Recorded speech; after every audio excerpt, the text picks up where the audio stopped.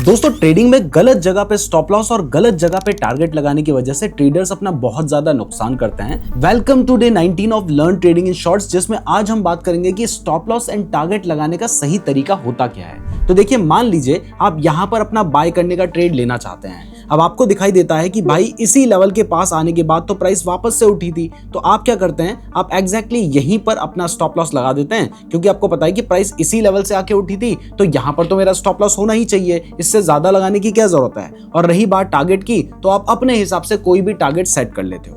अब ऐसे में होता क्या है, यहाँ पर मैं आपको प्ले करके दिखाता हूँ। देखिए, आपको दिखाई देता है कि थोड़ी देर में ही प्राइस आपके इस लेवल को ब्रेक करती है, मतलब आपका जो स्टॉप लॉस था उस लेवल को प्राइस ने ब्रेक कर दिया।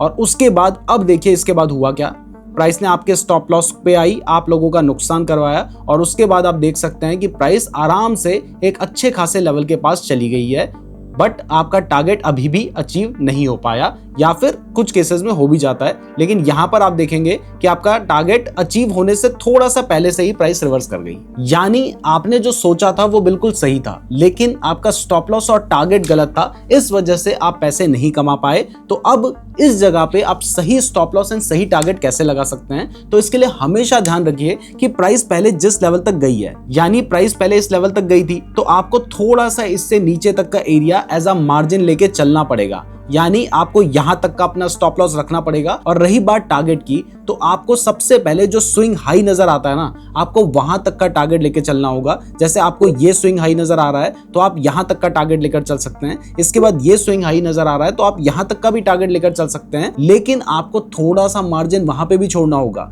मतलब अगर आपने यहां पर थोड़ा सा मार्जिन छोड़ा होता, तो आपका टारगेट यहां पर अचीव हो गया होता। तो इस तरीके से आपने अपना स्टॉप लॉस एंड टारगेट लगाना होता है। अब स्टॉप लॉस और टारगेट लगाना कैसे है वो भी समझ लेते हैं। तो जैसे यहां पर मैंने एक लॉन्ग करने की पोजीशन ले ली है। अब अगर आप स्टॉप लॉस लगाना चाहते हैं, तो इसके लिए देखिए, आपको एक तो जब भी आप ट्रेड ले रहे होते हैं, तो वहीं पर जब आपने ट्रेड ले लिया, आपकी पोजीशन आपको दिखाई दे रही है, तो यहीं पर आपको स्टॉप लॉस एंड टारगेट लगाने का ऑप्शन आ जाता है। तो आप यहां से ही प्राइस सेट कर सकते हैं जहां पर आपका स्टॉप लॉस होगा। अदरवाइज जब आप डेल्टा एक्सचेंज में जाएंगे, तो यहां पर आपको चार्ट में भी ऑप्शन मिलता है। इस तरीके से आप स्लाइड करके भी अपना स्टॉप लॉस सेट कर सकते हैं, और इस तरीके से आप यहां पर स्लाइड करके अपना टारगेट सेट कर सकते हैं। तो ये हमें हाई दिखाई दे रहा था, हमने इससे थोड़ा सा यहां पे मार्जिन देखते हुए अपना टारगेट सेट कर लिया। तो इस तरीके से आप सही जगह पे अपना स्टॉप लॉस एंड टारगेट लगा सकते हैं। अब नेक्स्ट शॉर्ट में मैंने बताया है कि प्राइस एक्शन किस तरीके से काम करता है ट्रेडिंग में, जिसके बेसिस पे आप अपने ट्रेड्स प्लान कर सकते हैं। उसको देखने के लिए आप यहां पर क्लिक कर दीजिएगा। साथ ही नीरज जोशी को सब्सक्राइब भी जरूर कर लीजिएगा।